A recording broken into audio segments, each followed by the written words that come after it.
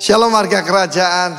Selama sebulan ini kita belajar apa artinya Godfidence, yaitu confidence in God, dan juga no confidence in the flesh. Kita melihat sebagai contoh dalam kehidupan Musa terbagi dengan 3 episode dalam hidupnya. Menarik sekali karena Musa ini adalah the Christ-like man, seorang nabi sama seperti aku. Dialah yang harus kamu dengarkan. Waktu lahir mau dibunuh, Kristus juga seperti itu waktu di Bethlehem, dan kemudian melakukan mujizat yang luar biasa. Karena kedua-duanya saudaraku adalah tidak ada confidence pada diri sendiri. Nah, kita lihat sebagai contoh terbagi dengan 3 episode. Dari usia 0 sampai 40 dia terdidik dengan segala hikmat Mesir. Bahkan kita tahu ada pencapaian yang luar biasa pada Nabi Musa ini. Dia jadi ketua proyek, kepala proyek daripada 2 kota, Ramses dan Thebes. Dan dia memenangkan peperangan-peperangan paling hebat, terutama kepada Ethiopia. Ya, pada Ethiopia yang punya ya tentara luar biasa. Mesir memenangkan dan jenderalnya adalah Moshe atau Musa. Tetapi saudaraku, itu membuat orang punya self confidence yang sangat tinggi. Dan pada waktu dia sudah dewasa, ya, orang dewasa itu usia 30 ya, maka dia baru sadar. Dia seorang yang bersunat dan dia orang Ibrani, orang Yahudi ya. Dan dia tahu bagaimana dia begitu punya panggilan untuk menjadi juru selamat ataupun pemimpin dari bangsanya. Dan ketika dia melihat ada 2 orang bertengkar, dan kemudian saudaraku, sebelumnya dia melihat bagaimana bangsa ataupun ada seorang mandor Yahudi yang menganiaya orang Israel. Dia bunuh saudaraku. Dia kan jagoan, dia jenderal. Tetapi ketika dia mau menolong 2 orang Yahudi yang sedang bertengkar, dia bilang, apa kamu mengangkat dirimu menjadi hakim dan pemimpin atas kami? Sebab kami tahu kamu juga kemarin membunuh orang Mesir itu. Dikira tidak ada yang tahu. Dan dia takut, dia melarikan diri. Karena murka daripada Firaun, dia melarikan diri saudara. Dan usia 40 sampai 80, very humbling experience. Karena apa? Untuk menghilangkan self confidence paling susah itu tinggal di pondok mertua indah. Dia tidak punya pekerjaan, dia harus bekerja kepada mertuanya. Dan pasti disindir-sindir oleh ipar-iparnya. Karena kamu nikah sama Zipora aja, makanya lu bisa hidup. Kamu ini pelarian. Saudaraku, demikian juga untuk menghilangkan self confidence dalam hidup kita. Seringkali Tuhan izinkan humbling experience. Dan pada waktu Tuhan menampakkan diri di dalam the burning bush, belukar yang menyala, dia seorang yang gagap, terlalu banyak dibentak mungkin ya. Terlalu banyak dikata-katai. Dia tidak punya lagi confidence. Tetapi dari usia 80 sampai 120 dia menjadi hamba Tuhan yang luar biasa. Tongkatnya menjadi tongkatnya Tuhan. Ini bicara tentang yaitu authority. Ketika dia melemparkan tongkat itu disuruh Tuhan jadi ular, dia ketakutan. Tetapi disuruh memegang ekornya. Tidak ada orang nangkap ular pegang ekornya, pasti nanti digigit kan. Tetapi dia belajar confidence. Dan selama hidupnya, cuma sayang pada akhir hidupnya, pada waktu episode terakhir usia 120 tahun, Tuhan berkata, berkatalah pada batu karang itu, kepada batu yang besar itu, supaya mengeluarkan air. Dia memukulnya 2 kali. Haruskah kami, yaitu dia dan Harun, mengeluarkan air bagi kamu, hai bangsa pemberontak? Ketika saudara marah, otakmu tidak lagi bekerja, dan dia ditolak untuk masuk, yaitu tanah perjanjian. Dia cuma boleh melihat, tapi tidak boleh masuk. Ini sesuatu yang menakutkan buat saya. Kalau saya taat pada Tuhan, tapi jangan sampai jadi kembali overconfident. God bless you all. No confidence in the flesh, but confidence in the Lord. God bless you. Amin. Puji Tuhan, shalom Bapak Ibu Jemaat Tuhan. Dalam puji Tuhan pagi hari ini kita akan memuji Dia. Kita mau bersorak-sorai bagi Tuhan kita. Mari kita berdoa. Bapa, kami bersyukur untuk pagi yang luar biasa yang Tuhan berikan dalam hidup kami. Kami seluruh jemaat-Mu berkumpul memuji memuliakan nama-Mu. Tuhan urapi kami, curahkan roh-Mu atas kami, biar kami terus memuji dan memuliakan Engkau dalam setiap langkah hidup kami. Terima kasih Tuhan, hanya di dalam nama Tuhan Yesus Kristus kami berdoa. Haleluya, amin. Haleluya, mari kita bersorak-sorai bagi Dia, Tuhan kekuatan dan gunung batu kita. Haleluya.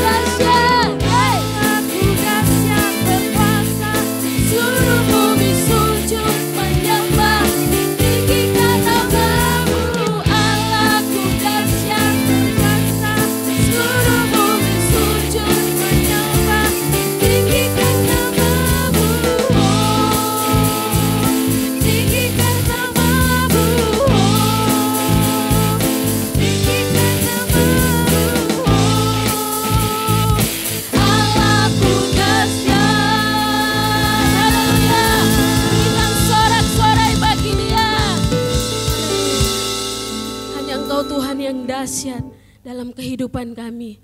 Hanya Engkau Tuhan yang sanggup memampukan kami untuk kami melangkah ke depan. Terima kasih Yesus.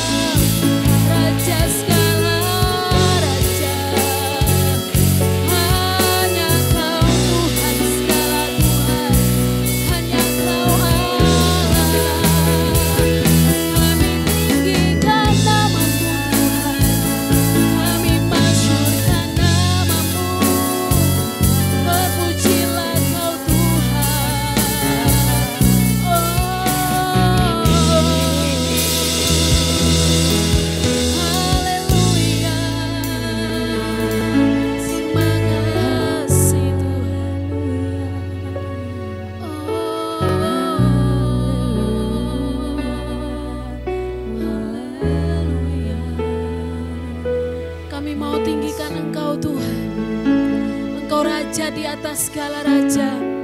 Engkau Tuhan berkuasa di atas bumi ini. Engkau Tuhan segalanya dalam hidup kami Tuhan. Kami mau terus mengagungkan Engkau di dalam hidup kami Tuhan. Hanya Engkau Tuhan satu-satunya Allah yang kami sembah. Makasih Yesus Tuhan. Pujilah nama-Mu Tuhan. Makasih Yesus.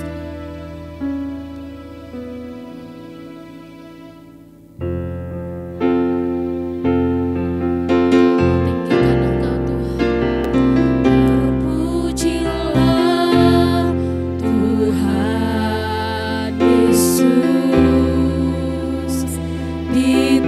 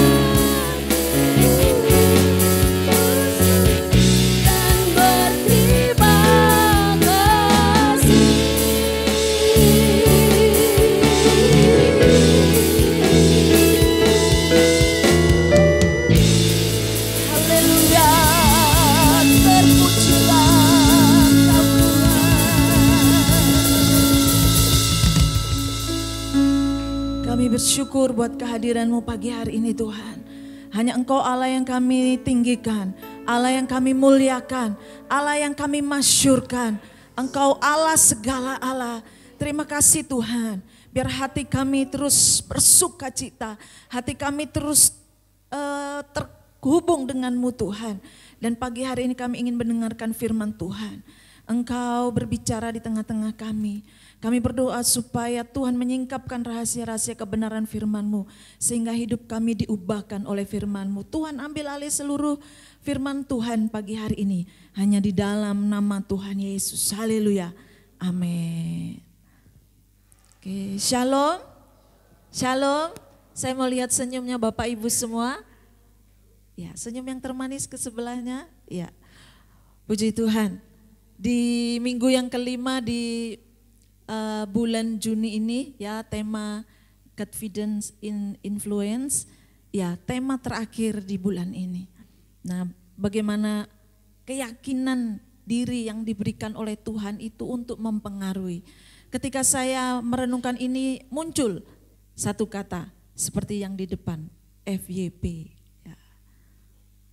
Pasti Bapak Ibu ada yang tahu FYP apa? Oma-oma tahu? Ya.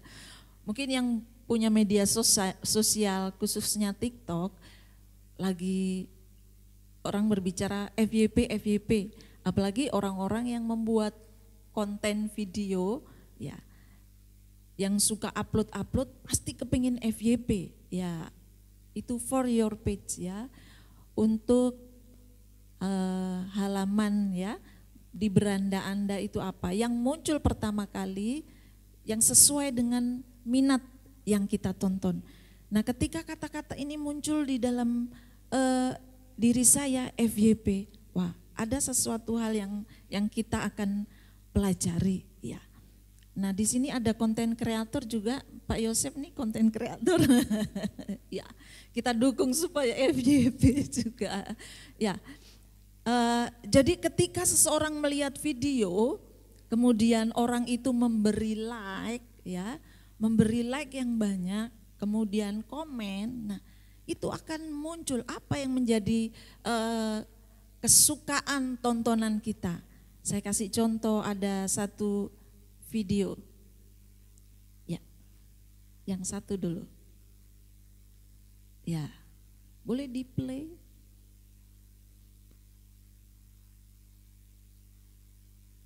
Suaranya ada? Nah. Jadi kalau organ yang mana organ? Iya, kalau sel yang mana sel? Sel. Iya, pintar sekali kamu. Nah, ini namanya ya dikenal Ken Kulus, yang namanya Kenneth siapa saya lupa ya. Nah, mungkin pernah melihat di berandanya. Nah, ini apa viral ya. Anak umur 2 tahun tapi dia dikatakan ini calon Albert Einstein karena kemampuan daya pengetahuannya sangat bagus sekali.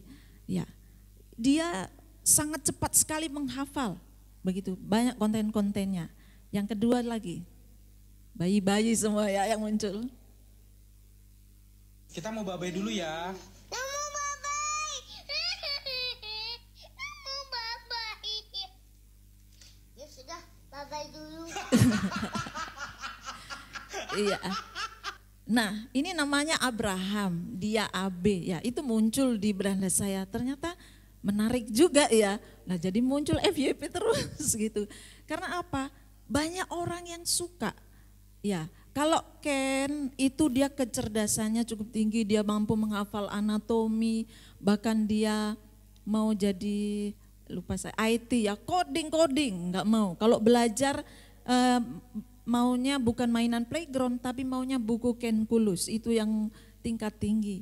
Ternyata sejak dari kandungan bapaknya sudah ngajari dia, diajak bicara tentang integral, tentang buku kalkulus begitu ya.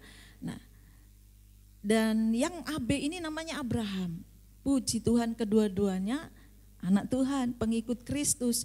Jadi orang tuanya pun tidak malu bagaimana mereka diajak berdoa, diajak apa ya. Nah, di sini bisa macam-macam. Nah, saya tidak membahas cara mendidik anaknya, Tetapi ternyata video-video ini disukai oleh banyak orang dan menjadi viral.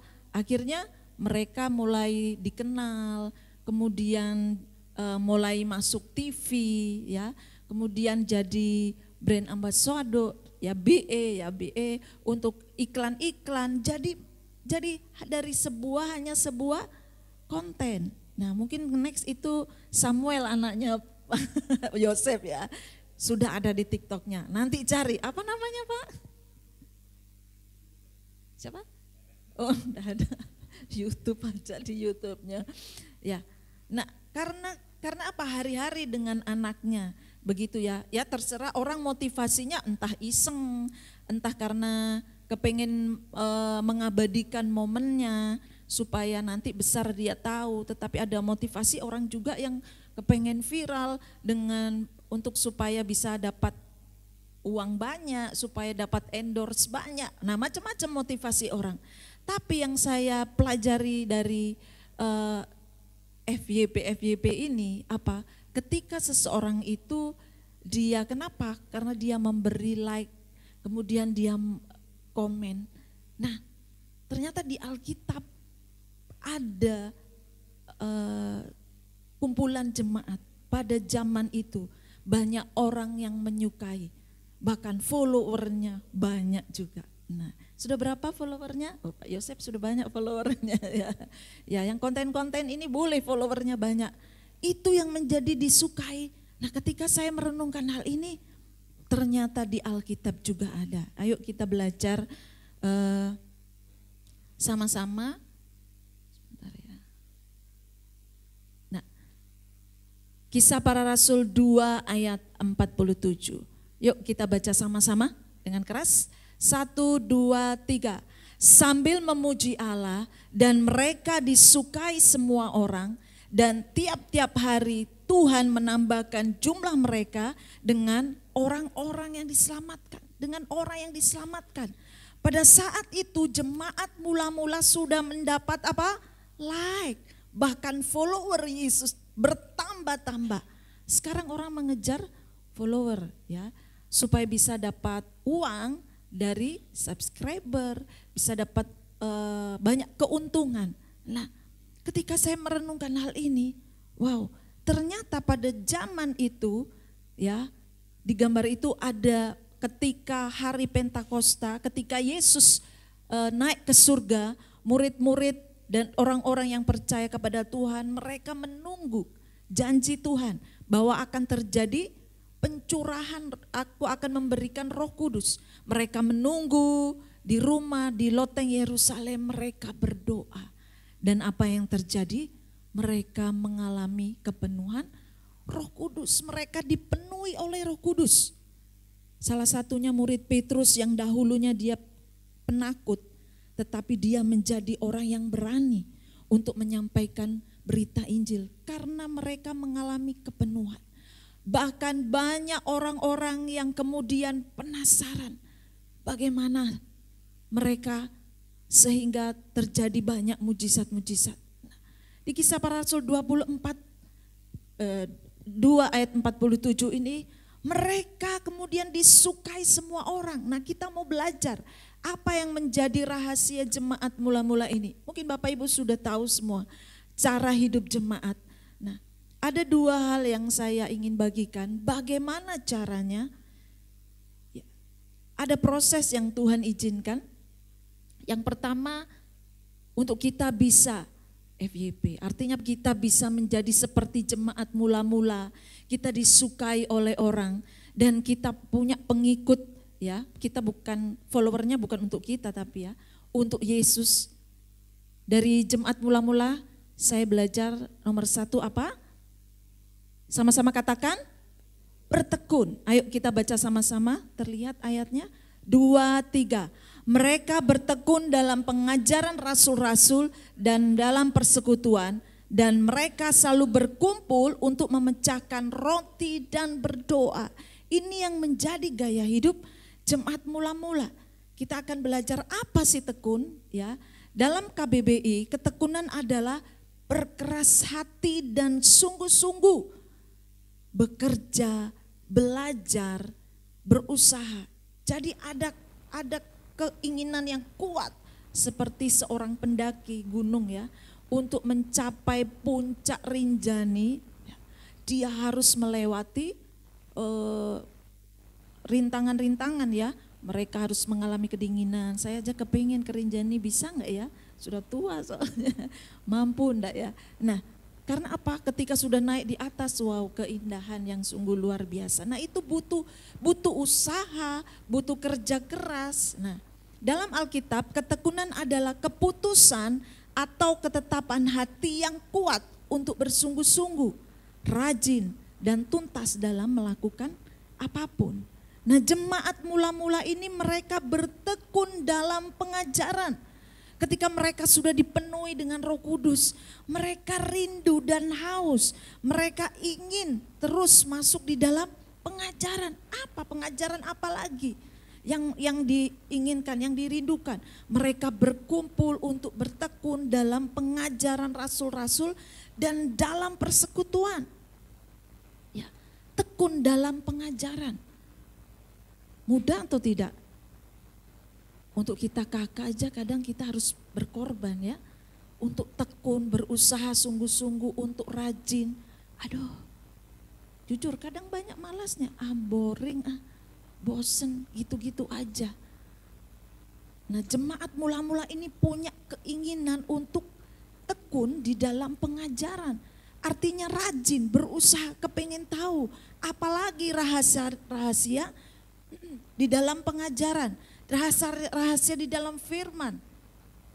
Bahkan mereka bertekun di dalam persekutuan, ibadah seperti ini, mereka bertekun. Kadang kita moodnya lagi males untuk ibadah, enggak usah dah. Nah, tekun ini ada sebuah usaha. Ada usaha yang keras untuk bisa terus menerus maju, continue, sampai mencapai sebuah tujuan. Kesuksesan apa? Kalau orang yang mendaki pasti mereka ingin sampai puncak. Ya kalau saya mendaki sampai Agal saja, enggak tinggi ya itu ya. Cuman berapa jam, berapa Eci ya? 2 jam? 2 jam. Nah sama Devon masih kelas 4 itu kita jalan ke Agal lumayan. Bayangkan kalau ke Rinjani berapa lama ini ya gitu. Itu butuh sebuah latihan. Tapi ingin sampai, oh iya saya mau lihat air terjun Agal. Tapi saya mau lihat sampai puncak. Demikian dengan sebuah ketekunan dalam pengajaran. Saya mau penyingkapan rahasia-rahasia firman. Di dalam KK disediakan pengajaran-pengajaran. Nah bisa enggak kita untuk terus bertekun. Rindu, apa sih rahasia? Ya wah capek begitu aja, membosankan. Ayo kita buat kreatif. Bagaimana caranya supaya bisa menjadi kesukaan, minat. Banyak orang yang pengen datang, kakak itu jadi sebuah kerinduan. Nah ini PR buat GKK, bagaimana kakaknya buat menjadi menarik. Jangan sampai kita terhilang gitu ya, tapi membuat menarik bagaimana supaya kita tekun di dalam pengajaran, di dalam persekutuan ibadah seperti ini. Bahkan tekun di dalam doa. Kita saja dalam membaca firman Tuhan itu kalau tidak latihan, kita tidak tekun. Bales maja ngantuk. Lebih enak scroll itu tadi ya AB gitu ya. Daripada kita baca firman bosan, itu jujur. Tapi bagaimana kita punya usaha yang keras untuk kita tahu rahasia-rahasia firman. Untuk tekun yang berdoa, nah saya mau membahas sedikit tentang tekun doa. Doa itu ya tidak diminati banyak orang. Kalau di dalam persekutuan doa ya, di dalam sumbau berdoa atau di dalam doa pagi, peminatnya kurang diminati gitu ya. Apa penyebabnya ini? Nah, bagaimana kita berusaha Tuhan jemaat mula-mula mengajar kita untuk mereka tekun di dalam doa. Doa itu butuh sebuah ketekunan. Seperti seorang yang minta raja ya untuk dijawab permintaannya. Dia terus-menerus datang kepada raja sampai dikabulkannya. Nah ketika kita berdoa, apa yang menjadi pergumulan gereja? Apa yang menjadi pergumulan kita pribadi? Sudah enggak kita bertekun di dalam doa? Aduh males, aduh seperti ini. Doa enggak dijawab-jawab, tidak ada hasilnya. Yuk kita belajar bagaimana kita mau bertekun di dalam doa. Saya menulis akibat kurang berdoa. Ini menurut Hillesby. Dia penulis buku tentang prayer dan juga buku Di Bawah Kepak Sayapmu. Saya menulis ada 6 ya. Akibat kurang berdoa itu apa? Terlihat tulisan jelas, kita lebih memiliki pikiran-pikiran dunia. Pikiran-pikiran dunia itu apa? Keinginan-keinginan dunia. Keinginan-keinginan dunia, keinginan mata, keangkuhan hidup. Itu yang kita pikirkan. Kita kurang memikirkan perkara-perkara yang di atas. Perkara-perkara Kristus. Bagaimana kita memenangkan jiwa. Bagaimana orang itu bisa kembali datang kepada Tuhan. Bagaimana kita berbicara tentang kerajaan. Tetapi yang kurang berdoa ini apa?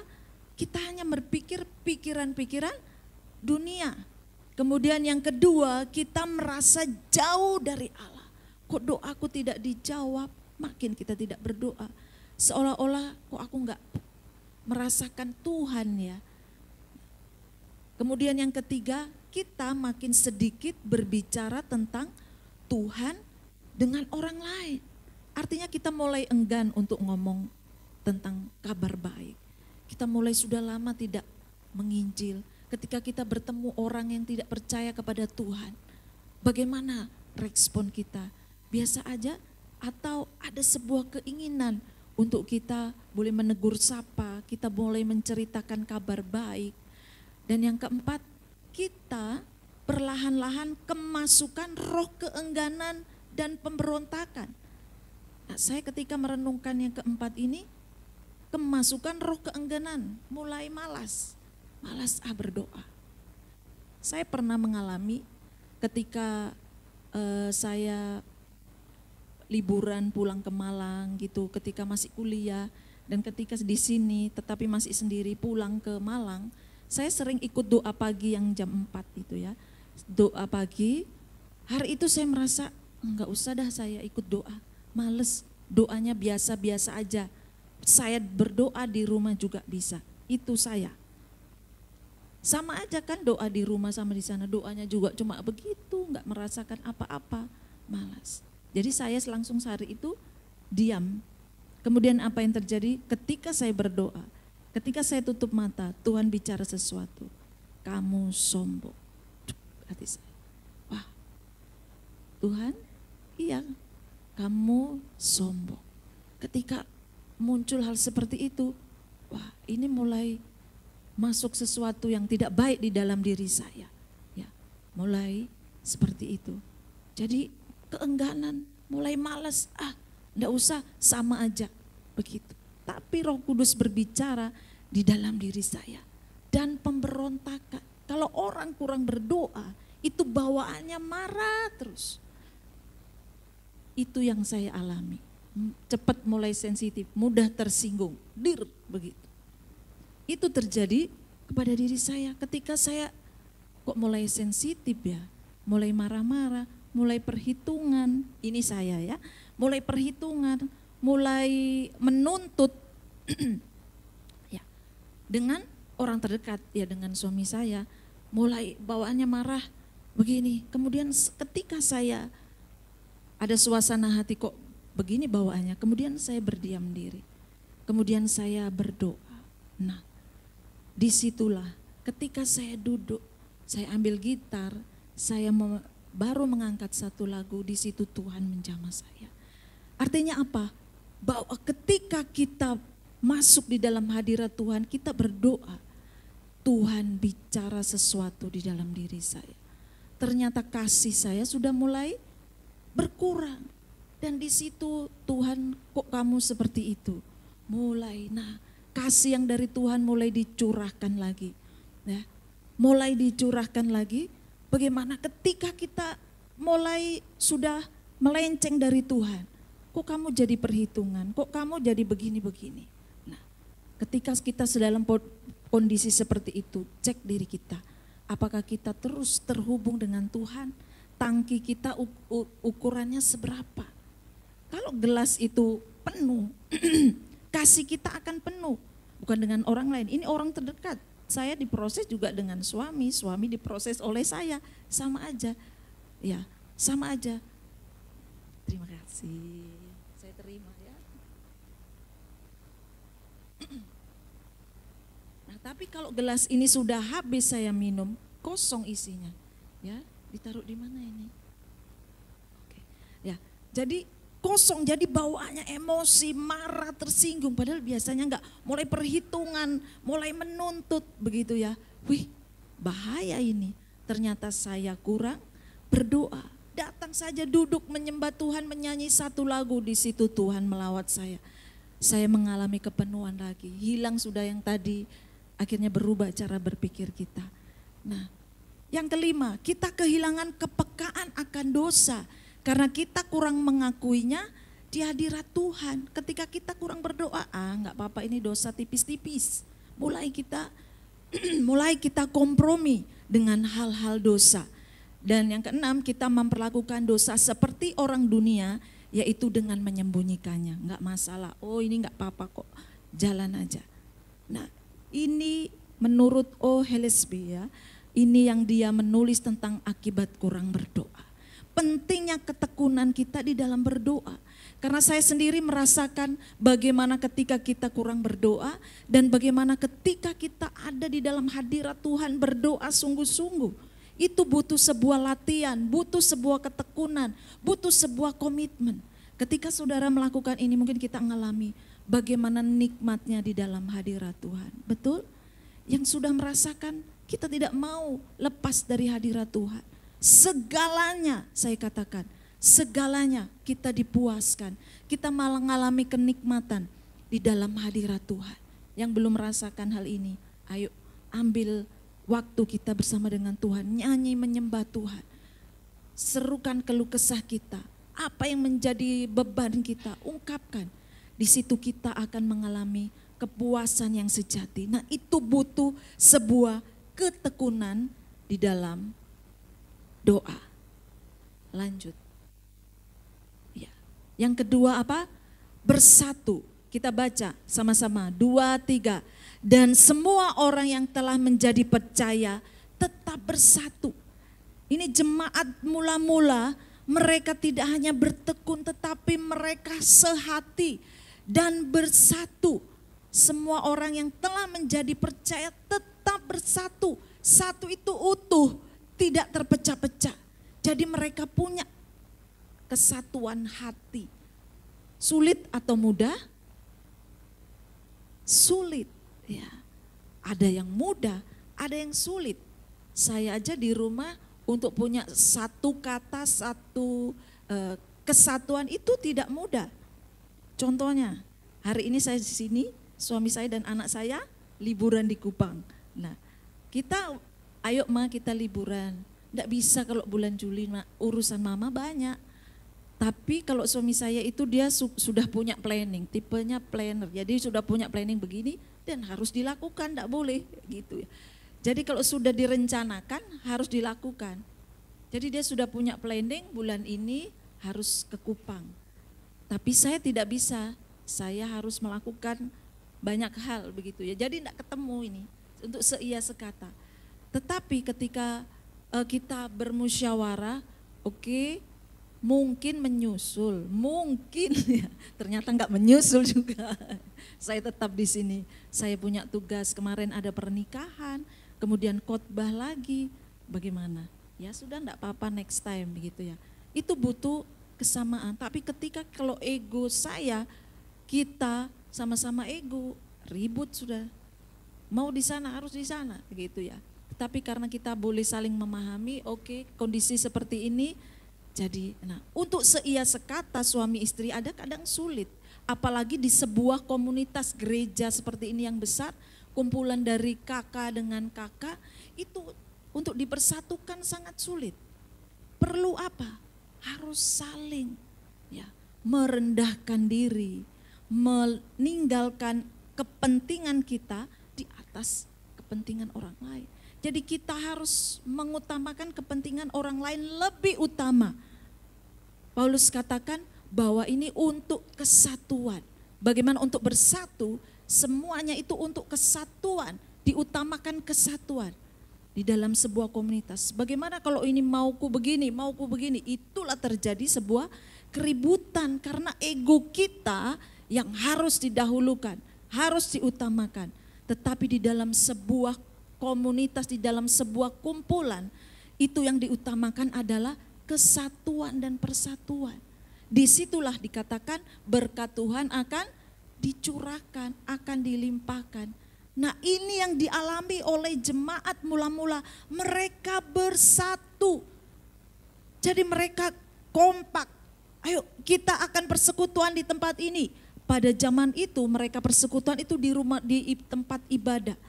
Kemudian mereka belum puas di tempat ibadah. Mereka masih di rumah-rumah untuk mereka belajar tentang pengajaran. Ini perlunya sebuah kesatuan. Karena iblis tidak suka dengan sebuah kesatuan. Inginnya apa? Dihancurkan. Inginnya ya digagalkan. Segala cara bagaimana supaya kocar kacir ini semua pengikut Kristus. Dia mulai meluncurkan pikiran-pikiran daging, melukai, menyakiti, sehingga terjadilah perpecahan.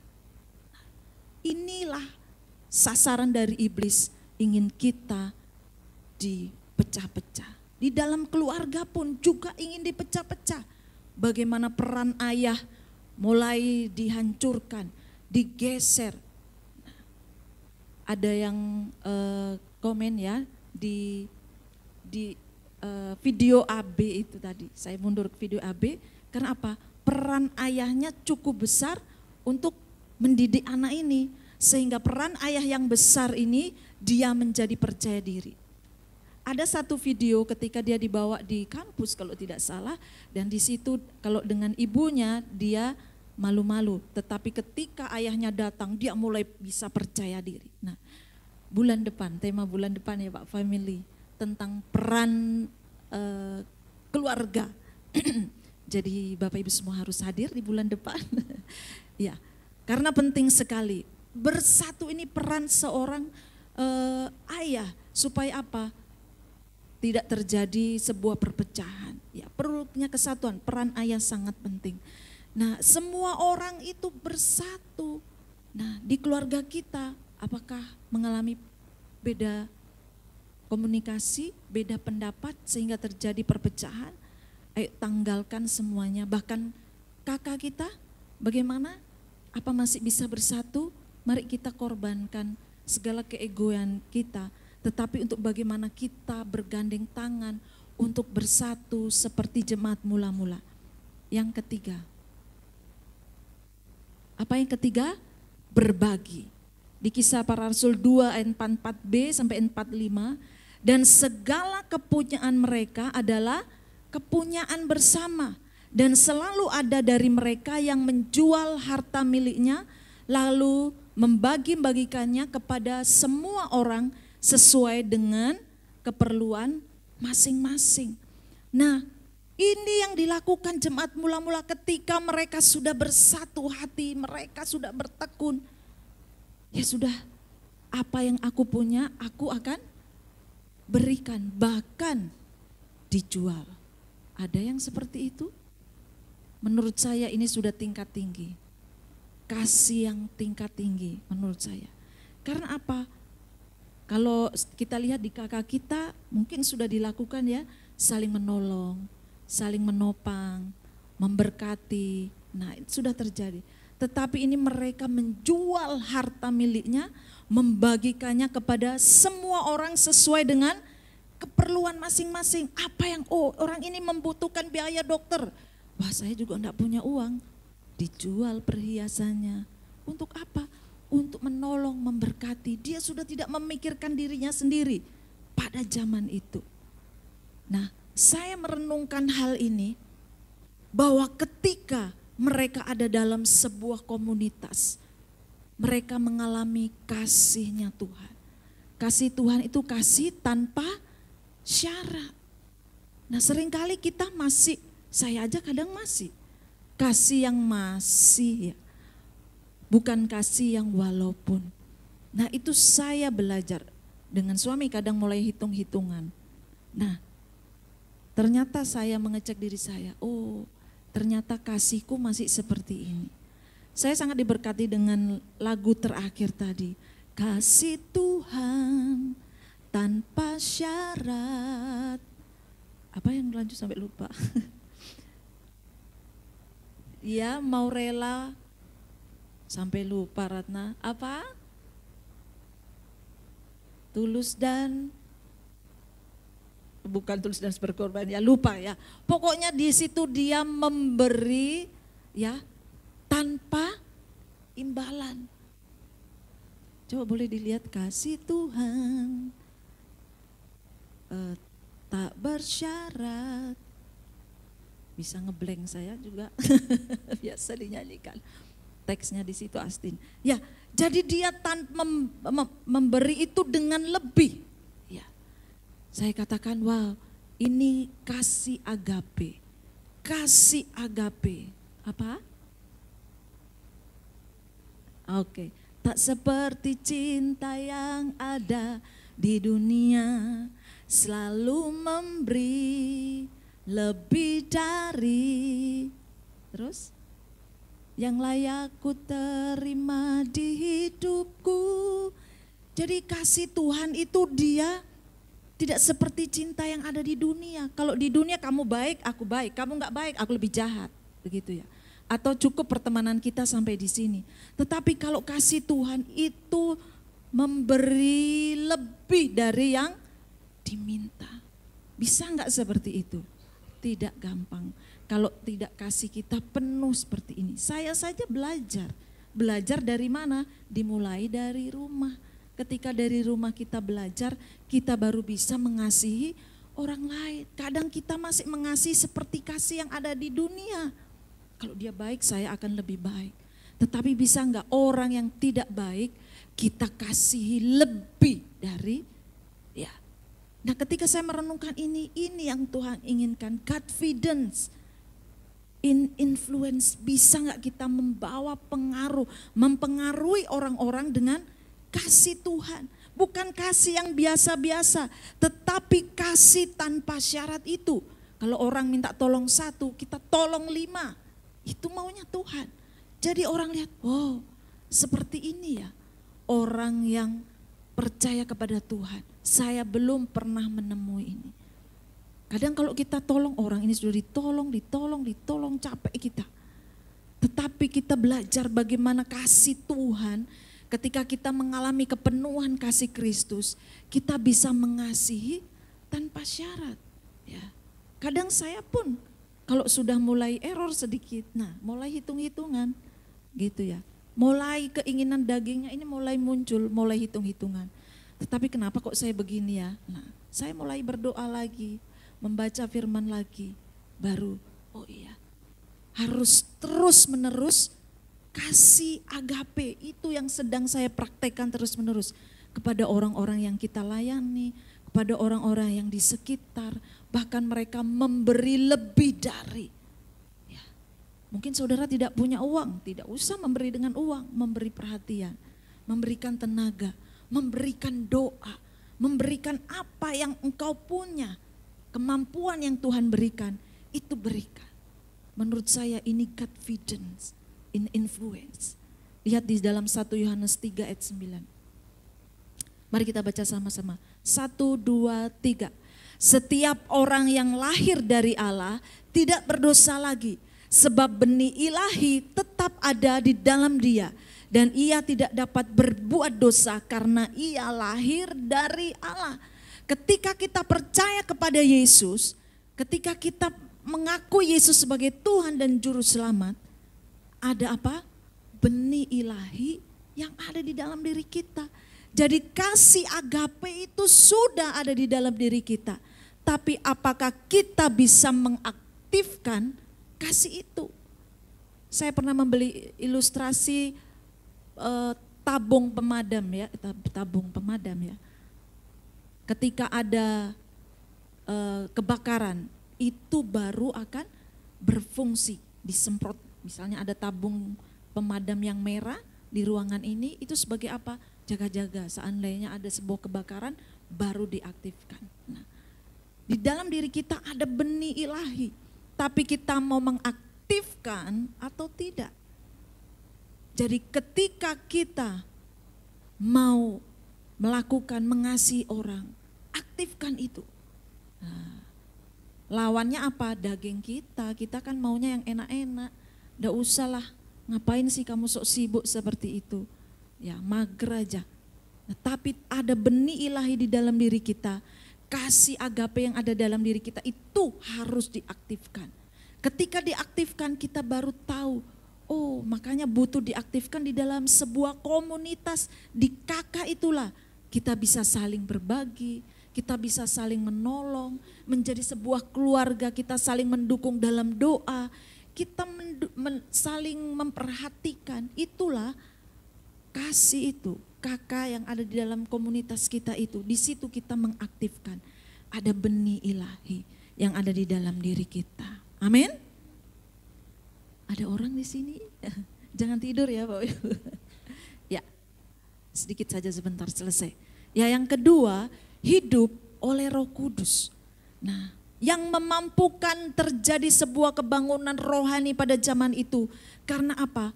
Kepenuhan daripada Roh Kudus. Api itu membakar hati jemaat sehingga terjadi sebuah gairah. Nah, hidup oleh Roh Kudus dikatakan di dalam Galatia 5 ayat yang ke-25. Jikalau kita hidup oleh Roh, baiklah hidup kita juga dipimpin oleh Roh. Jadi ketika kita hidup oleh Roh, baiklah hidup kita juga dipimpin oleh Roh. Roh Kudus inilah yang akan memimpin kita, yang mengendalikan kita, yang menguasai hidup kita. Petrus yang dulunya menyangkal Yesus, tetapi karena dia sudah diubahkan, karena mengalami kepenuhan Roh Kudus, dia menjadi orang yang sangat berani. Bahkan followernya berapa ini yang ikut Yesus? 3.000 orang minta dibaptis setelah mendengar pengajaran itu. Nah, apa yang kita lakukan tanpa Roh Kudus itu adalah sia-sia. Makanya pentingnya kita terus hidup di dalam Roh. Lawannya hidup dalam Roh adalah hidup di dalam daging. Daging ini maunya dikasih makan yang enak-enak ini ya. Ketika kita lawan keinginan daging ini apa? Ya, lawan keinginan Roh adalah keinginan daging. Daging ini maunya yang males-males. Nah, tapi kita harus ingat berjuang bertekun. Ketika kita mengalami kepenuhan Roh Kudus, hidup kita akan dipimpin. Disitulah Roh Kudus akan berbicara. Kamu sombong, kamu egois, kamu masih kasihnya perhitungan. Nah, siapa yang berbicara itu yang menginsafkan kita adalah Roh Kudus. Mari kita terus hidup di dalam kepenuhan Roh Kudus. Bagaimana hasilnya? Apa yang diharapkan dari kita FYP tadi ya? Apa harapannya? Apa? Influence. Kita membawa pengaruh. Pengaruh di mana? Saudara ditempatkan Tuhan di mana? Di toko. Bisa enggak kita? Wow, aku terinspirasi sama bosku ini. Dia rajin, dia inspiratif. Wah, nah, tanpa kita berbicara, ternyata orang sudah melihat inilah bos yang bagus. Ya, karena apa? Hidup kita ini seperti suratan yang terbuka yang dapat dibaca oleh semua orang. Orang akan melihat kita walaupun kita tidak berbicara karena hidup kita ditulis bukan dengan tinta tetapi oleh Roh Allah. Proses yang diizinkan Tuhan. Oh, orang ini sabar, oh orang ini suka menolong.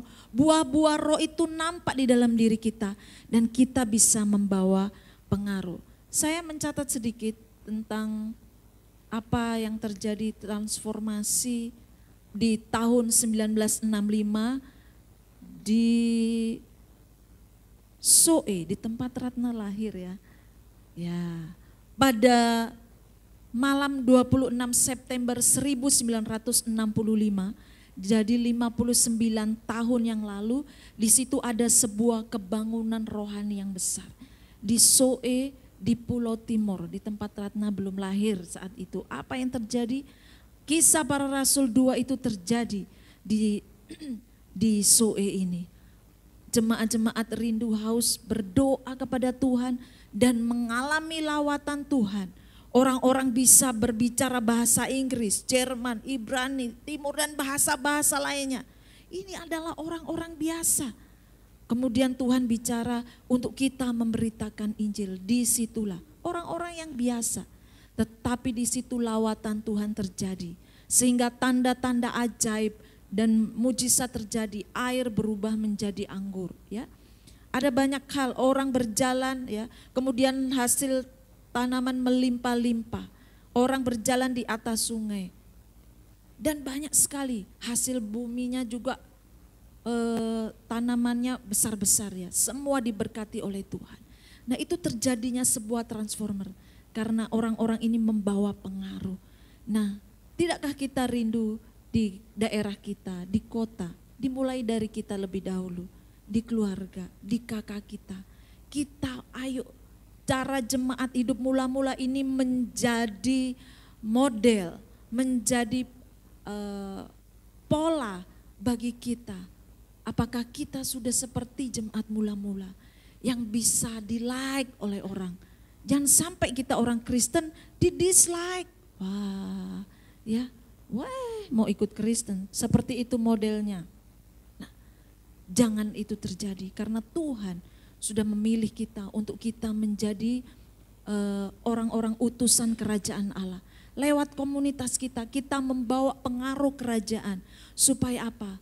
Budaya kerajaan itu terjadi lewat kehidupan kita. Lewat komunitas kita, dimanapun kita berada, kita membawa pengaruh yang besar. Amin. Biar confident in influence terjadi lewat apa yang Tuhan taruh di dalam diri kita. Sikap kita, buah-buah roh itu yang bisa kita munculkan di dalam kehidupan kita. Tuhan Yesus memberkati. Mari kita nyanyikan lagu yang tadi ya. Dari pertama.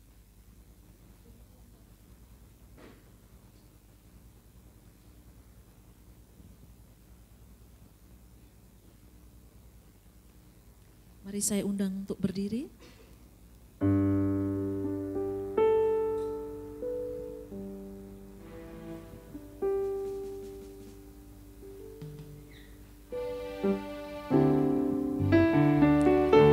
Kasih Tuhan sungguh mulia, tulus dan sempurna mengasihiku. Pengorbanan di Kalvari sungguh berharga, kau tebus dosaku. Terpujilah Tuhan Yesus di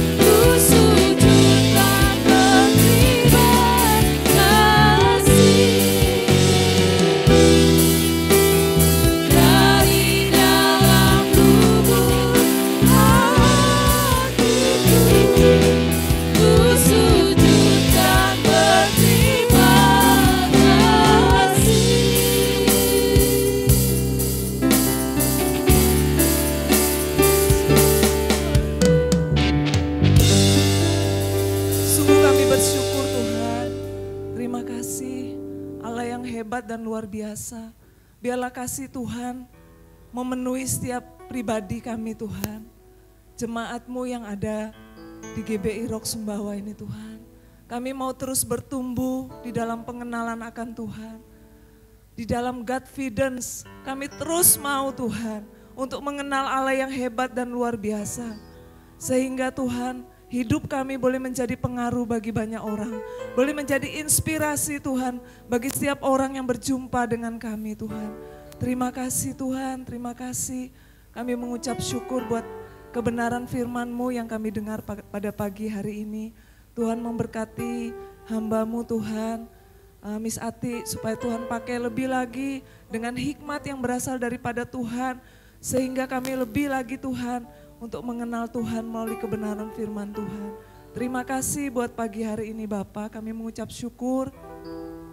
Kami tetap memberkati bangsa Indonesia Tuhan.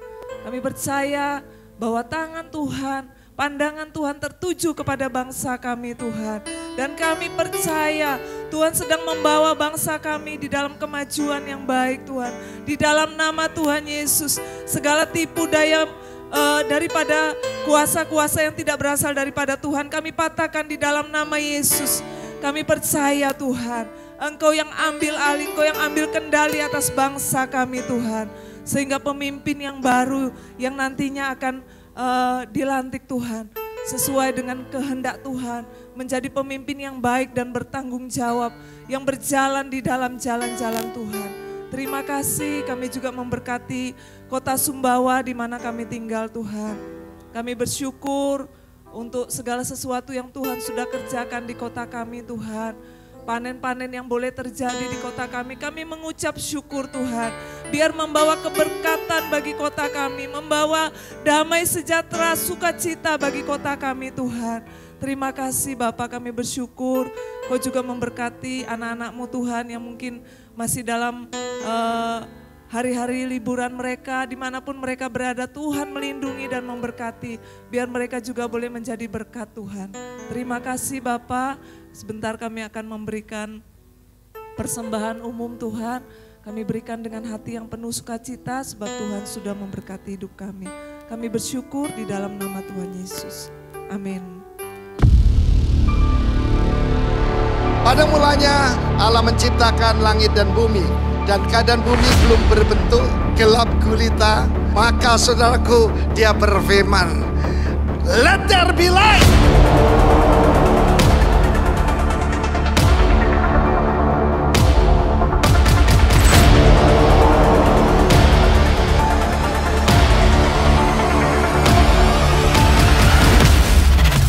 Yesus tidak berkata kamu pelita kecil. You are the light of the world.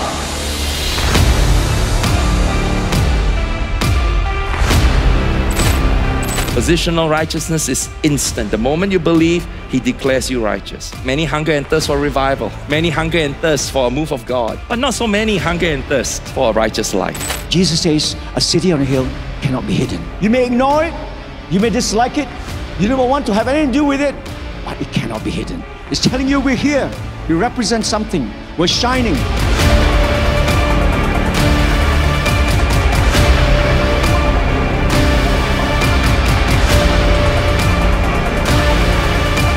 For yours is the kingdom, the power, and the glory forever. Amen.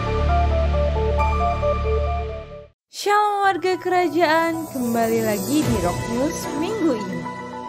Ibadah Raya Minggu 7 Juli 2024 akan dilaksanakan di Aula Kuistikan Zubentur.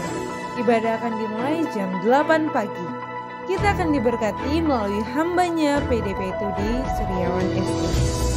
Jangan lupa untuk ikuti semua berdoa setiap hari Rabu jam 6 sore di tempat Ibu Linda Jalan Kerangka Bogor.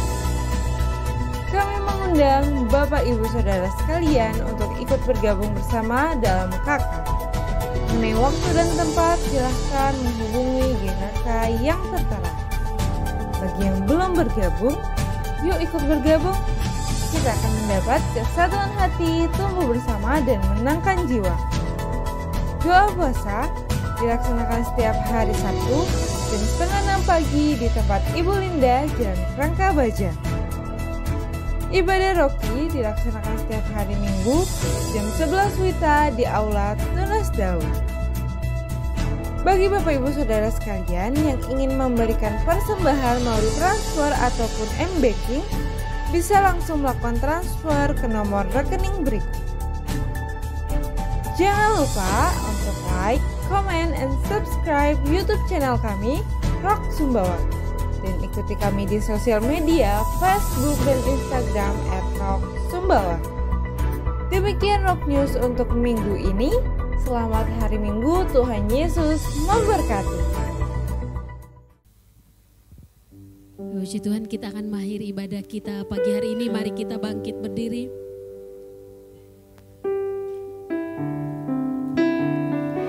Terpujilah Tuhan Yesus, ditinggikan di atas pujian.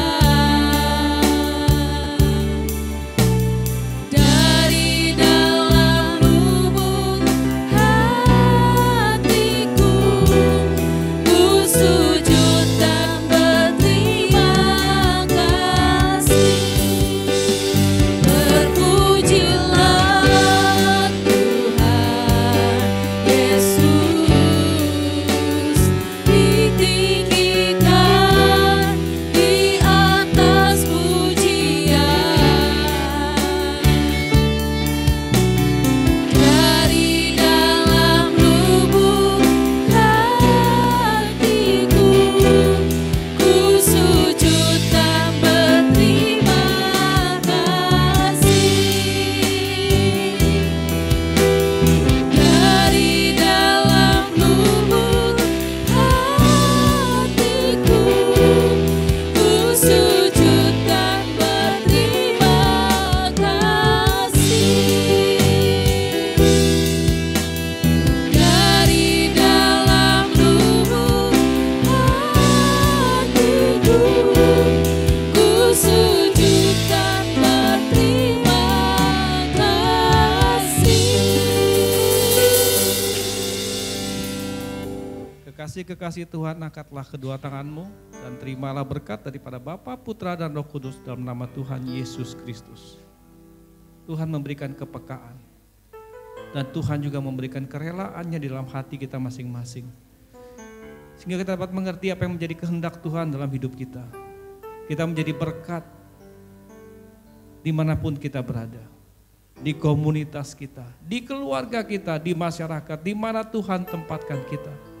Sebab berkat itu adalah berkat yang Tuhan berikan dalam hidup kita. Terimalah semua itu dalam nama Tuhan Yesus Kristus. Bagi Bapak Ibu yang percaya katakan, Tuhan Yesus memberkati.